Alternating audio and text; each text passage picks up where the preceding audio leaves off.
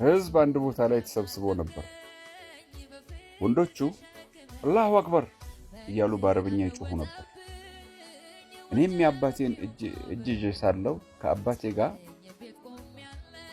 ወደ ሕዝቡ ፊት ተጋፋን።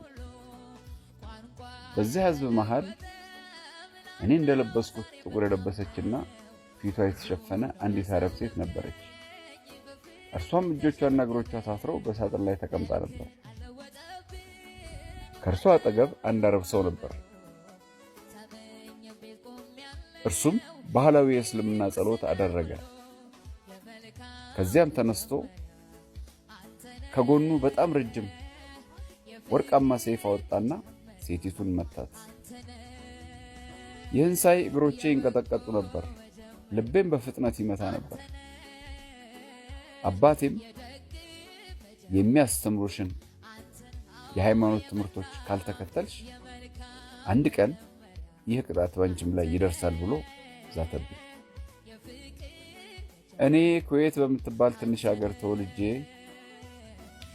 እዚያው ነበር ያደግኩት። 98 በመቶ የሚሆነው ህዝቧ ሙስሊም ነው። 2 አጎቶቼ ኢማሞች ነበሩ።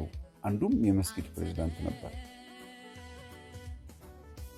በዚያን ጊዜ በቀን 5 ጊዜ የሚሰማውን የጸሎት ጥሪ እየሰማው ነበር ያደግኩት። እንደማንኛውም ሙስሊም ይሁዲ ወይም አይሁዳዊ የሚለውን ቃል እንደመጥፎ ቃልና እንደ ስድብ ሆኖ ተስሎብኝ ነበር ያደግኩት። አይሁዳውያን መኖር የለባቸውም፣ ሊገደሉ ይገባል ተብሎ ይነገረኝ ነበር። ግን ለምን እጠላቸዋለሁ ብዬ አንድ ቀን እንኳን ጠይቄ አላውቅም። በህይወቴ አንድም አይሁዳዊ አግኝቼ አላውቅም። እኔን አልጎዱኝም፣ ቤተሰቦቼንም አልጎዱም። ሆኖም እጠላቸው ነበር። ቁርአን ብቻ በልቤ ጥላቻ አስነስቶብኝ ነበር። ቁርአንና ሐዲስን መማር፣ በአረብኛ ማስታወስ በጣም አስፈላጊ ነበር።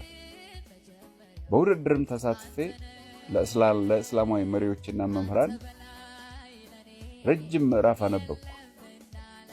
2ኛ ደረጃም አገኘሁ። ጥሩ ስራ እንደሰራ ሰው አስቤ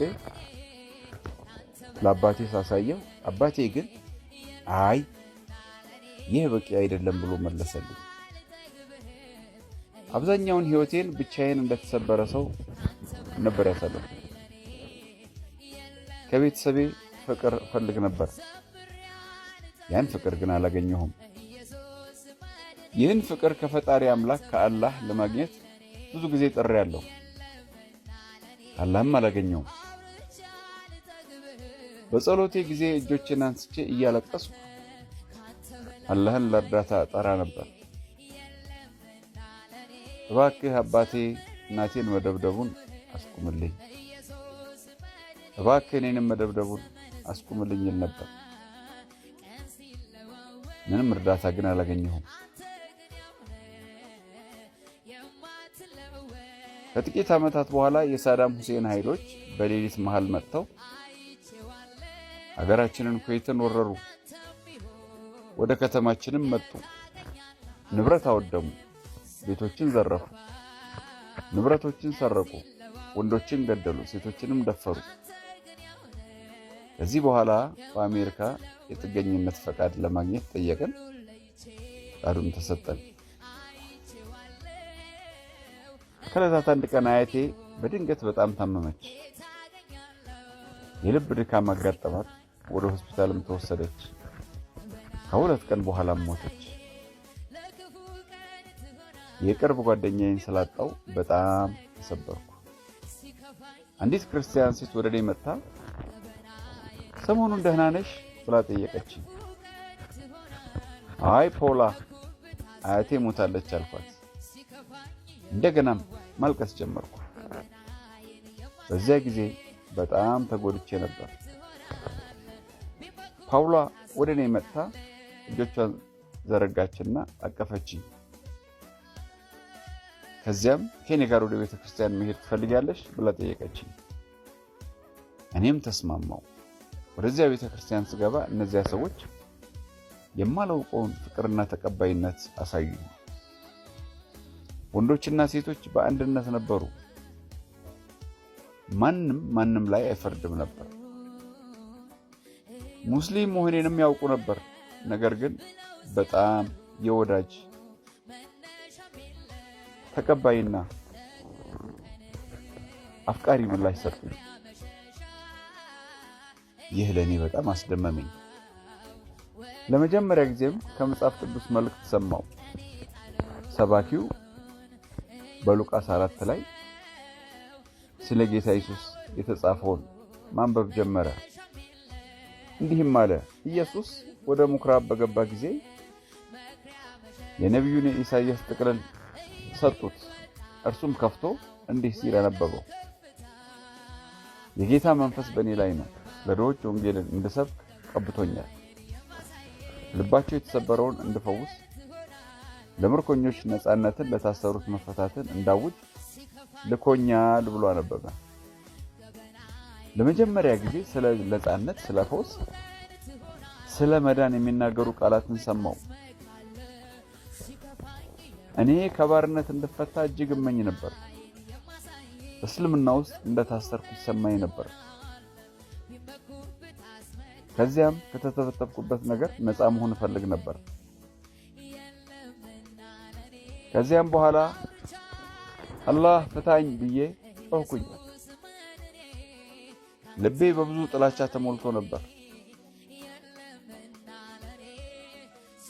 ከዚያም በዚያ ጩኸት ውስጥ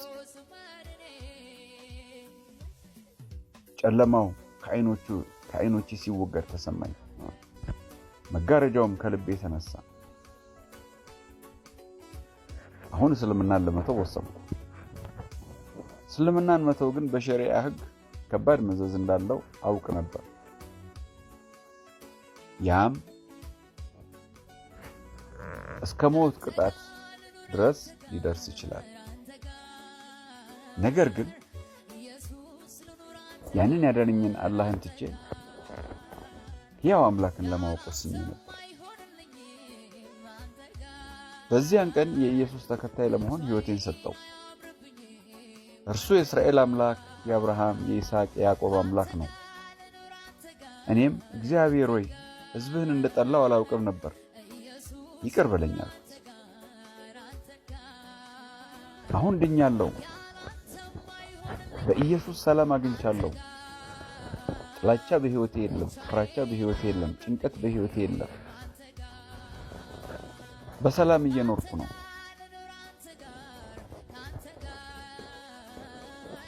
አሁን ቤተሰቤን እወዳለሁ፣ አባቴን እወዳለሁ፣ አይሁዳውያንንም እወዳቸዋለሁ። ምክንያቱም የምከተለው መሲህ የእነርሱ መሲህ ነው። እርሱም እንደወዳቸው አስተምሮኛል። 6 ሚሊዮን አይሁዳውያን በጭፍጨፋ እንደተገደሉ አላውቅም ነበር። ስለዚህም ታሪክ አልሰማሁም ነበር። አሁን ግን ከናዚ ጭፍጨፋ የተረፉ ሰዎች ጋር ተገናኝቻለሁ። ታሪካቸውንም አውቄያለሁ። እኔም ታሪኬን አካፍላቸዋለሁ። አምላካችሁና መሲያችሁ ልቤን ቀይሮታል። ለዘላለም ሕይወት እንዲኖረኝ ስለ እኔ ሕይወቱን ሰጥቷል። አዳነኝ፣ ነፃ አወጣኝ፣ ደስታንም ወደ ሕይወቴ መልሷል። እኔ እንባዬን አፈሳለሁ፣ እነርሱም ያለቅሳሉ። እርስ በርሳችን መግባባት ችለናል። ይወዱኛል፣ ያቅፉኛል። በዚያ ውስጥ እነሱም አንዳንድ ፈውስ ያገኛሉ።